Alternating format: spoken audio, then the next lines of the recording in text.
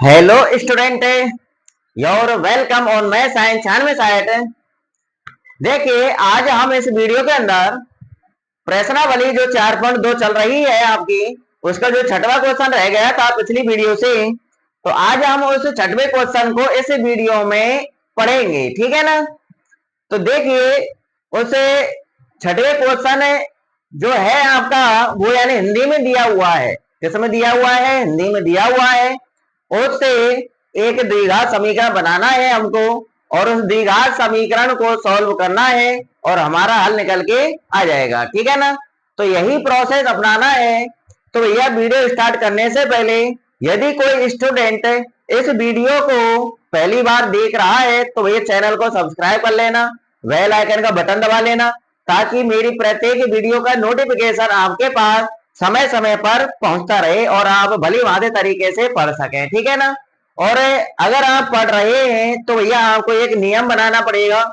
मैं डेली इस वीडियो को 5 बजे अपलोड कर देता हूं, 5 बजे तक आपके पास आ जाती है शाम को। तो भैया आपको एक नियम बना लेना है कि हमको पर डे 5 बजे ही पढ़ना है। ठीक है ना?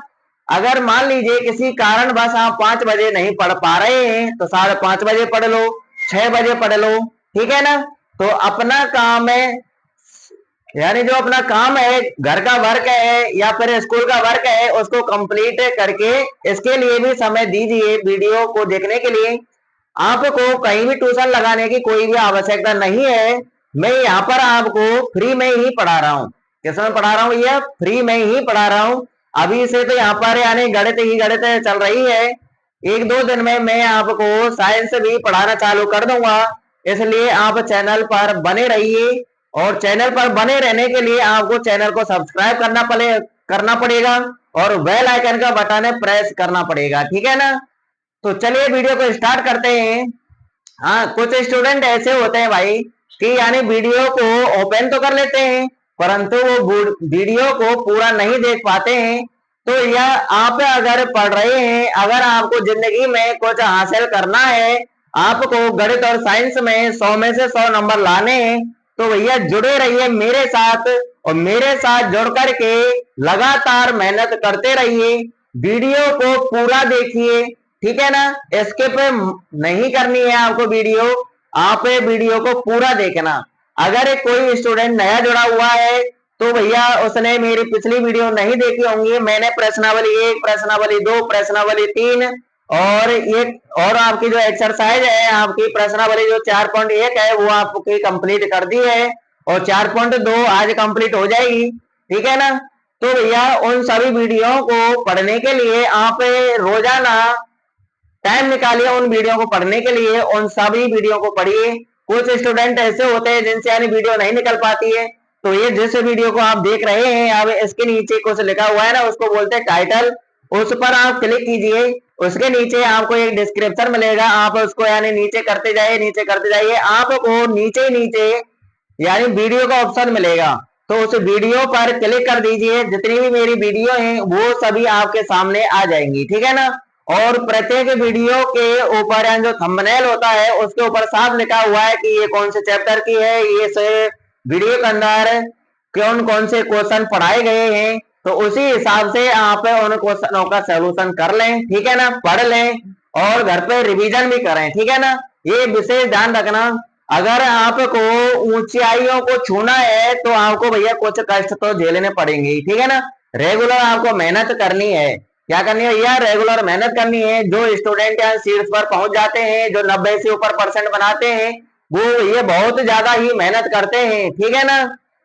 तो भैया मेहनत कीजिए, जितना हो सके मेहनत कीजिए। मैं आपको पढ़ा रहा हूँ, फ्री में ही सेवा दे रहा हूँ मैं आपके लिए। तो भैया फ्री में सेवा दे रहा हूं तो आप उसका लाभ क्यों नहीं उठा रहे हो? आप लाभ उठाइए। ठीक है ना? और मेथड जो मैं बता रहा हूं वही मेथड आप अपनाइए। ठीक है ना?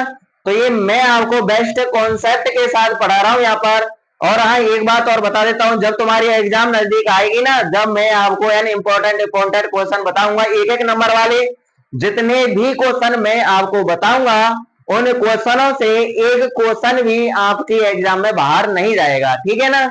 तो इसलिए अगर आपको इस बोर्ड के एग्जाम 2025 में कुछ हासिल करना है गणित और विज्ञान के अंदर, तो भैया चैनल से जुड़ जाइए, चैनल को सब्सक्राइब कर लीजिए फटाफट और बेल आइकन का बटन प्रेस कर लीजिए, ठीक है ना।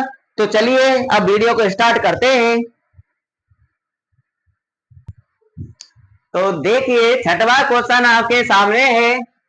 क्वेश्चन थोड़ा सा बड़ा है, वैसे सरल है इसकी कैलकुलेशन।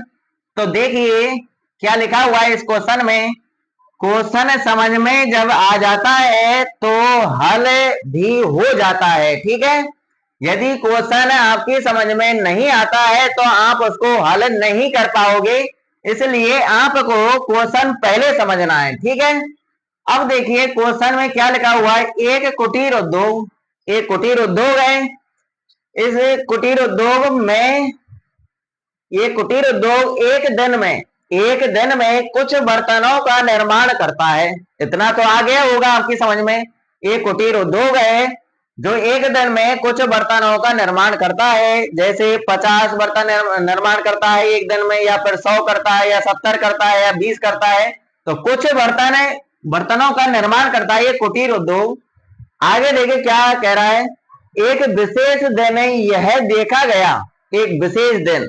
में यह देखा गया कि प्रत्येक नग की जो निर्माण लागत है, प्रत्येक नग यानी एक बर्तन, प्रत्येक नग का मतलब यानी एक बर्तन की जो निर्माण लागत है। अब निर्माण लागत के बारे में बता रहा है ये क्वेश्चन हमको कि एक बर्तन को बनाने में कितने रुपए का खर्चा आता है। तो यही हमको बता रहा है कि प्रत्येक नग की निर्माण लागत है उसे देने के निर्माण किए बर्तनों की संख्या के दुगने से 3 अधिक है। क्या है? दुगने से 3 अधिक है, ठीक है ना। यानी उसे देने कुछ ना कुछ तो बर्तन बनाए गए होंगे, तो उन जो बर्तनों की जो संख्या है उनका 2 गुना कर दें और 2 गुने में 3 जोड़ दें, यानी 3 अधिक है। तो इतनी एक नग की निर्माण लागत है। आया समझ में? यानी एक नग की निर्माण लागत कितनी है, यानी एक बर्तन की निर्माण लागत कितनी है, यानी उस दिन जितने बर्तन बनाए गए थे उनका 2 गुना, उन बर्तनों की जो संख्या है उसका 2 गुना, 2 गुने से भी 3 अधिक है, ठीक है ना, एक बर्तन की निर्माण लागत। अब आ गया होगा आपकी समझ में कि बर्तनों की संख्या का 2 गुना कर दिया जाए और उसमें 3 और जोड़ दिया जाए तो पता चल जाएगा कि एक बर्तन की निर्माण लागत कितनी है, ठीक है। तो देखिए आगे पढ़िए। यदि उस दिन की कुल निर्माण लागत कितने रुपए थी? 90 रुपए थी। तो निर्मित बर्तनों की संख्या और प्रत्येक नग की लागत ज्ञात कीजिए। क्या ज्ञात करना है हमको? निर्मित बर्तनों की संख्या ज्ञात करनी है हमको कि बर्तनों की संख्या कितनी है और प्रत्येक नग की निर्माण लागत ज्ञात करनी है। अब देखिए यहाँ पर क्या कहा गया है क्वेश्चन में, हमको बताया गया है कि एक नग की निर्माण जो लागत है वो निर्माण किए गए बर्तनों की संख्या के 2 गुने से 3 अधिक है। तो निर्माण लागत के बारे में ही तो बताया गया है हमको। तो यहाँ पर हमको निर्माण लागत के बारे में बताया गया है, तो प्रत्येक नग की जो लागत है इसको हम नहीं मानेंगे x, हम निर्मित बर्तनों की संख्या को मानेंगे x, ठीक है ना। तो चलिए यहाँ पर मान लेते हैं फटाफट हल। देखिए इसका हल किस प्रकार से करना है। यहाँ पर बर्तनों की संख्या माननी है x, फिर हमको इस शर्त के अनुसार प्रत्येक नग की लागत भी निकालनी है, ठीक है। मान लिए यहाँ पर, तो चलिए यहाँ पर मान लेते हैं, माना बर्तनों की संख्या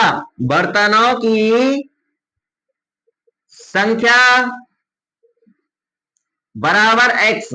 ये हमने मान लिया है कि बर्तनों की संख्या x है, यानी जो विशेष दिन था उस दिन जितने बर्तन बनाए गए उनकी संख्या हमने मान लिया x, ठीक है ना।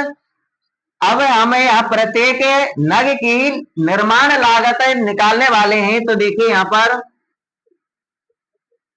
तथा प्रत्येक नग की निर्माण लागत, तो प्रत्येक नग की निर्माण लागत के बारे में क्वेश्चन ने हमको समझाया था कि उस देने के निर्माण किए बर्तनों की संख्या के दुगने से 3 अधिक है। तो ये बर्तनों की संख्या कितनी है, यहाँ पर हमने क्या मानी है, x। तो x का 2 गुना कीजिए, क्या आएगा भैया, 2x आएगा। दुगना तो कर दिया हमने, बर्तनों की संख्या जो x थी उसका 2 गुना तो कर दिया। अब बर्तनों की संख्या का दुगने से भी 3 अधिक है, कह रहे हैं 3 अधिक है, तो अधिक है तो जोड़ना पड़ेगा। अगर कम की कहते कि 3 कम है तो हम घटा देते, यहाँ पर अधिक है तो हम जोड़ देंगे 3, ठीक है। तो प्रत्येक नग की निर्माण लागत आई 2x + 3। अब आगे क्वेश्चन है, हमको बता रहा था कि उसे देने की कुल निर्माण लागत 90 रुपए थी। अब आपसे कहा जाए कि एक दिन में 10 बर्तन बनाए जा रहे हैं और एक बर्तन की निर्माण लागत 5 रुपए है, तो बताइए कुल निर्माण लागत कितनी हुई, यानी 10 बर्तनों को बनाने में कुल कितने रुपए का खर्चा आएगा। आप फटाफट निकाल देंगे, 10 का गुणा 5 से कर देंगे, यानी बर्तनों की संख्या का गुणा आप एक बर्तन की निर्माण लागत से करेंगे, 10 का गुणा 5 से करेंगे, 10 पंजे 50, फटाफट बता देंगे आप कि 50 रुपए का खर्चा आएगा टोटल। तो यही कार्य हमको करना है कि जो बर्तनों की संख्या है x का गुणा हमें प्रत्येक नग की निर्माण लागत से कर देंगे। हम हमारे अनुसार कुल खर्चा निकालेंगे, तो x का गुणा 2x + 3 से कर देंगे। और क्वेश्चन के अनुसार कुल खर्चा कितना है, 90 रुपए। तो हमारा खर्चा और क्वेश्चन का खर्चा बराबर होना चाहिए या नहीं चाहिए, होना चाहिए, तो हम बराबर में कर देंगे 90, ठीक है ना।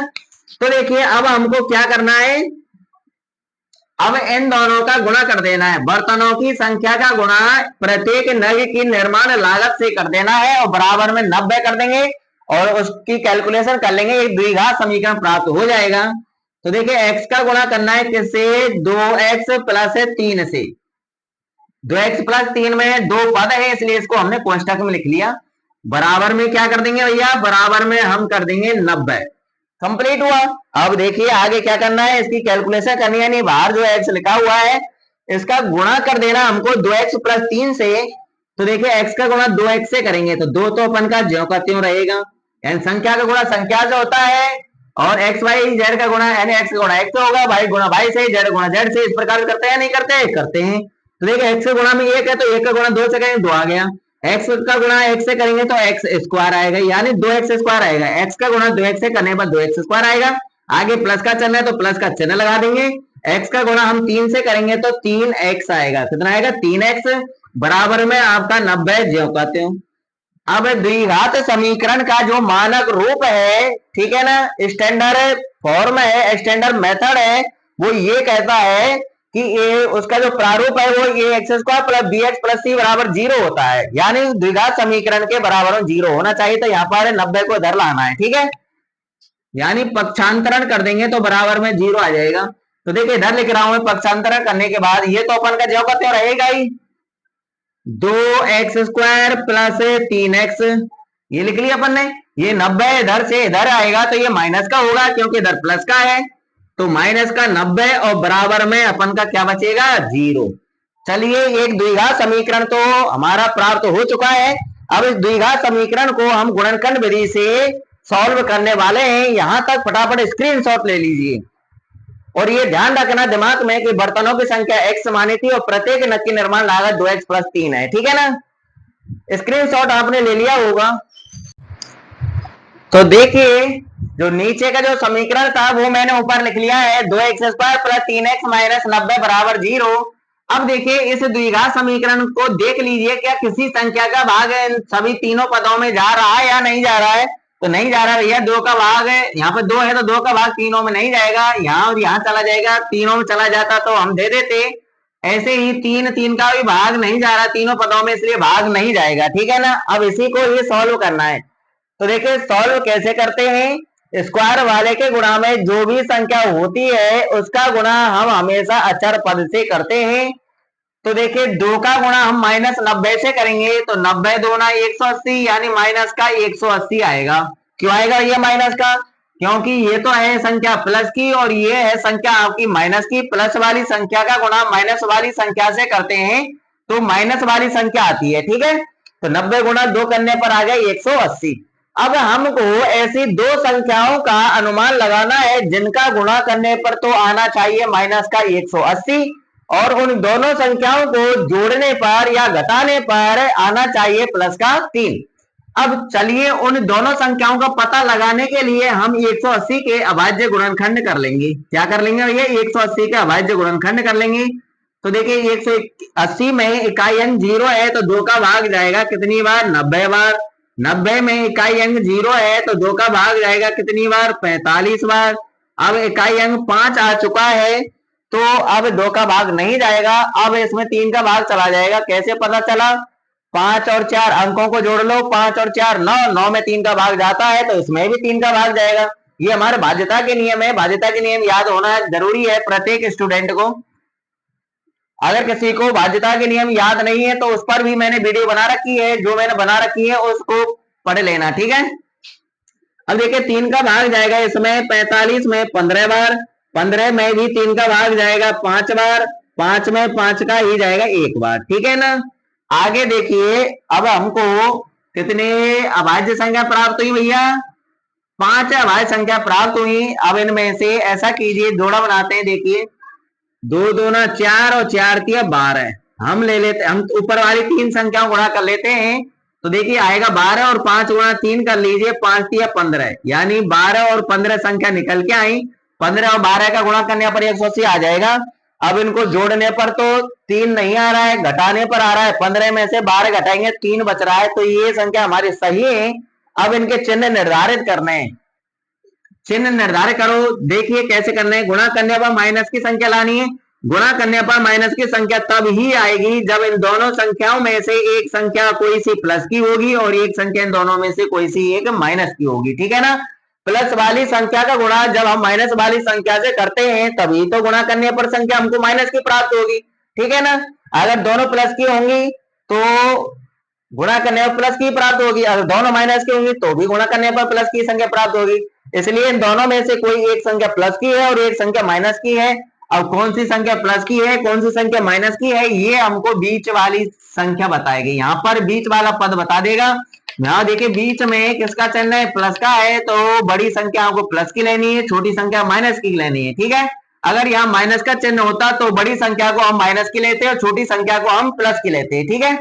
अब फिलहाल में यहाँ पर है किसका चिन्ह है? प्लस का, तो बड़ी संख्या प्लस की लेनी है, छोटी संख्या माइनस की। कंप्लीट हुआ।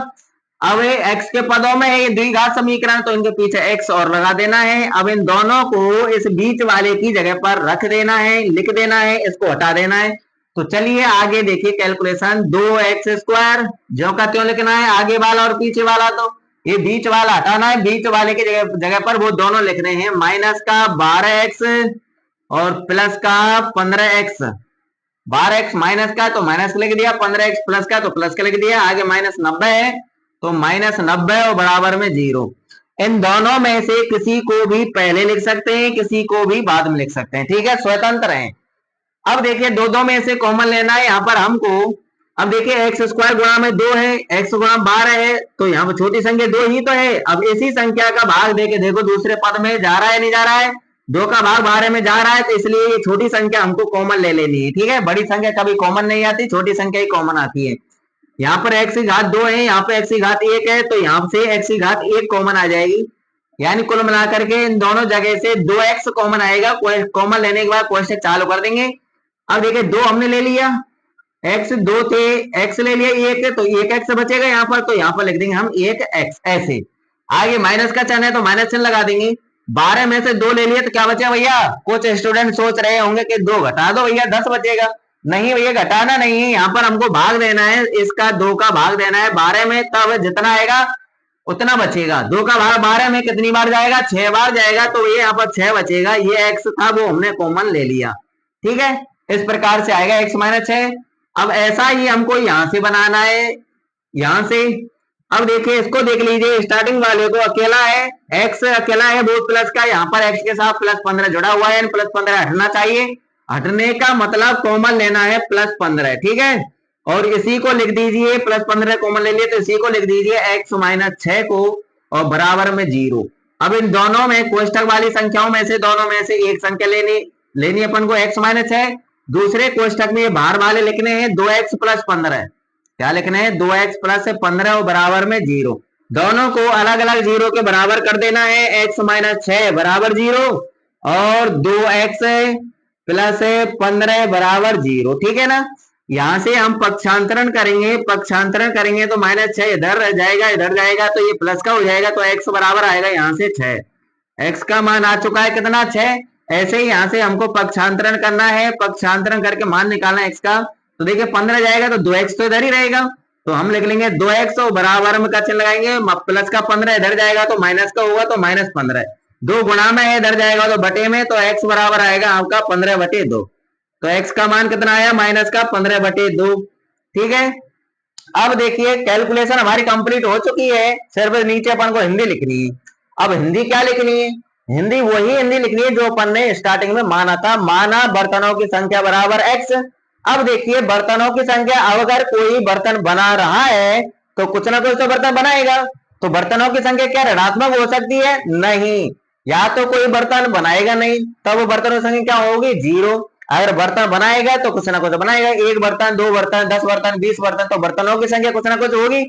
परंतु बर्तनों की संख्या कभी ऋणात्मक नहीं होती है, इसलिए हम इसको तो हम कैंसिल कर देंगे, यानी ये तो अपन का हल है ही नहीं। तो हल है हमारा ये। तो बर्तनों की संख्या अपन ने x मानी थी, तो x का मान 6 आ चुका है, यानी बर्तनों की संख्या 6 है। तो वही हिंदी लिखनी है अपन को जो स्टार्टिंग में माना था, माना की जगह पर अतः लिख देना है। अतः बर्तनों की संख्या, अतः बर्तनों की संख्या बराबर x लिखा था ना अपन ने, x की जगह पर x का मान लिखना है 6। तथा प्रत्येक नग की निर्माण लागत, ये भी तो पूछ रहा है हमसे क्वेश्चन में। तथा प्रत्येक नग की निर्माण लागत, ध्यान है आपको क्या लिखा था मन ने, 2x + 3 लिखा था ना, यानी जो x का मान है, x का मान का गुणा 2 से करना है, यानी 2x ऐसे था तो x की जगह पर x का मान लिखना है 6, यानी 2 और x गुणा में है तो गुणा का चिन्ह लगाना है, तो 2 × 6 प्लस में 3, x की जगह पर x का मान लिख देना है, इनका गुणा कर लो, 6 दूना 12, 12 और 3 जोड़ेंगे तो 15। ठीक है सर, ये अपन के कंप्लीट आंसर है। बर्तनों की संख्या 6 है और प्रत्येक नग की निर्माण लागत, यानी एक बर्तन की जो निर्माण लागत है वो है 15 रुपये। निर्माण लागत है इसलिए रुपए में आएगी, किसमें आएगी, रुपए में। ठीक है ना, कंप्लीट होता है। तो भैया कैलकुलेशन आपको कैसी लगी, तो ये कमेंट करके बताया करो कि आपको वीडियो कैसी लग रही है। भैया लाइक कर देना, शेयर कर देना। आप यानी वीडियो को देख करके भाग जाते हो, परंतु वीडियो को लाइक करके नहीं जाते। भैया आपका कोई रुपया लग रहा है या फिर आपकी यानी एनर्जी ज्यादा खर्च हो रही है, यानी एनर्जी तो भैया मेरी हो रही है, मैं आपको यहाँ पर फ्री में ही पढ़ा रहा हूँ। तो भैया आपका इतना फर्ज तो बनता है ना कि आप वीडियो को देख रहे हैं तो वीडियो का शेयर भी कर सकते हैं या फिर लाइक कर सकते हैं। ठीक है ना, तो ये काम को करते जाइए। और अभी तक किसी स्टूडेंट ने चैनल को सब्सक्राइब नहीं किया है तो भाई चैनल को सब्सक्राइब कर लो और बेल आइकन का बटन दबा लो। ठीक है ना, आप जुड़ेंगे तभी आपको पता चलेगा कि ऐसे प्लेटफॉर्म पर किस प्रकार से पढ़ाया जाता है, और आपको पता चल भी चुका होगा कि इस प्लेटफॉर्म पर बिल्कुल ऐसे पढ़ाया जाता है जैसे मानो कि आप क्लास में बैठ करके पढ़ रहे हो। ठीक है ना, तो मिलते हैं नेक्स्ट वीडियो में। और ये प्रश्नावली इस क्वेश्चन के जरिए समाप्त होती है, इसके एग्जाम्पल है, एग्जाम्पलों के लिए मैं वीडियो अलग से बनाऊंगा। अब हम नेक्स्ट प्रश्नावली चालू करेंगे 4.3, और 4.3 के लिए मैं कुछ याद करवाऊंगा, वो भी याद कर लेना। ठीक है, उसके लिए मैं अलग से वीडियो बनाऊंगा। तो चलिए मिलते हैं नेक्स्ट वीडियो में, जब तक के लिए ऑल द बेस्ट और मेहनत करते रहिए, यही उम्मीद करता हूं मैं तो आपसे।